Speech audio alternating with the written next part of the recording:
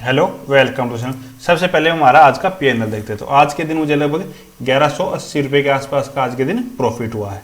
तो यहाँ पे फर्स्ट ट्रेड मैंने पुट की पोजीशन को शॉर्ट किया जिसके अंदर मुझे लगभग 800 रुपये का लॉस हुआ। सेकंड ट्रेड के अंदर मैंने कॉल को शॉर्ट किया जिसके अंदर मुझे लगभग 550 रुपये का लॉस हुआ। तो लास्ट में मैंने एक बार वापस से कॉल को शॉर्ट किया जिसके अंदर मुझे लगभग 2500 रुपये के आसपास का आज के दिन प्रॉफिट हुआ।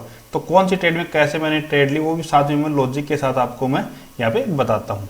तो पहले चलो मैं आपको निफ्टी का यहाँ पे चार्ट ओपन कर लेता हूँ। तो यहाँ पे हम देखेंगे फर्स्ट ट्रेड मैंने यहाँ पे लिया था इस एरिया में।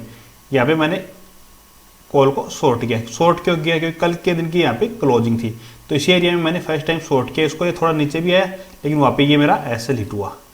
सेकंड ट्रेड की बात करें तो सेकंड ट्रेड मैंने यहाँ पे लिया था। जब इसको ब्रेक कर रहा था तब मैंने यहाँ पे एक बार पुट की पोजीशन को शॉर्ट किया था। मैंने यहाँ पे इसको पुट को शॉर्ट नहीं किया था, मैंने यहाँ पे शॉर्ट कर दिया था। थोड़ा जल्दी मैंने यहाँ पे इसको शॉर्ट किया था क्योंकि जैसे इसको ब्रेक करा था मेरे को लग रहा था ये कैंडल जो यहाँ पे बनी थी ये कैंडल यहाँ पे भी ऐसे बन सकती थी, लेकिन यहाँ पे मेरा ऐसा हिट हुआ। तो ये क्या हुआ, सुबह सुबह मेरा लगभग 1 घंटे के अंदर ही मेरे लगभग यहाँ पे ये 2 ऐसे हिट यहाँ पे मेरे हो चुके थे। तो उसके बाद में मैंने एक बार ट्रेड को बंद कर दिया, कोई भी ट्रेड मैंने नहीं ली। उसके बाद में ये यहाँ पे इसको ब्रेक किया और ये यहाँ तक गया, मैंने कोई भी ट्रेड, मेरा ये मूवमेंट कंप्लीट छूट गया था। क्यों छूट गया था? क्योंकि 2 ट्रेड में ऐसा लाने के बाद में तीसरी ट्रेड उसी टाइम पे लेना कोई उचितता की बात नहीं है, क्योंकि मैं 3 ट्रेड का ही दिन के अंदर प्लान करता हूँ। उससे ज़्यादा का मैं प्लान भी नहीं करता। सभी को यही बताता हूँ कि ज़्यादा से ज़्यादा 3 ट्रेड का प्लान करें, इससे ज़्यादा प्लान ना करें। तो ऑल ओवर मुझे लगभग यहाँ तक 1300 रुपये के आसपास का लॉस मुझे हो चुका था।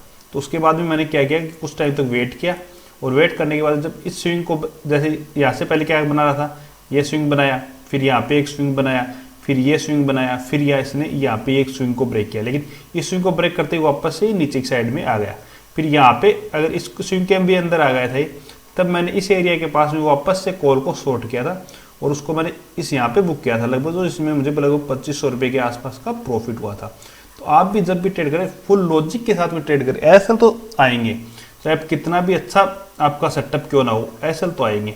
लेकिन अगर आपका डिसिप्लिन सही है तो सेटअप के बाद में तो आपको प्रॉफिट हो जाएगा। लेकिन अगर आपका डिसिप्लिन सही नहीं है कि मैंने चलो यहाँ पे वो ट्रेड ले लेता, यहाँ पे मैंने वापस से मान लो कि एक बार पुट को शॉर्ट कर देता या फिर कॉल को शॉर्ट कर देता हूँ कि चलो इतना बढ़ गया और कहाँ बढ़ेगा, यहाँ पे भी मैं कर देता हूँ वापस से एक बार कॉल को शॉर्ट, फिर वापस से। तो ऐसे नहीं होता, एक सेटअप बनाओ, उसी के हिसाब से अगर हम ट्रेड करेंगे तो सही रहेगा।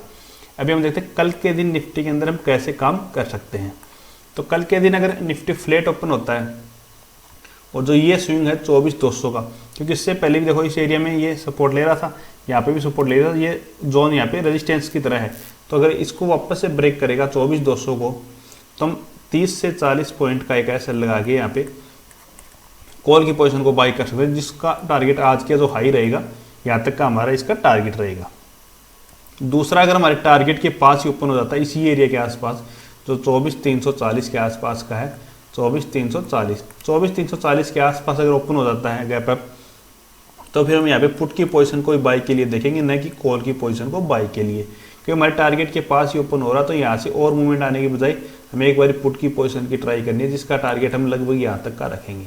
तो ये हमारी फर्स्ट ट्रेड इस हिसाब से रहेगी। सेकंड ट्रेड का हमारा प्लान अगर बनता नीचे की साइड में मार्केट निकलता तो इस स्विंग को ब्रेक करेगा तो फिर हम यहाँ पे कॉल की पुट की पोजीशन को यहाँ पे बाई कर सकते हैं।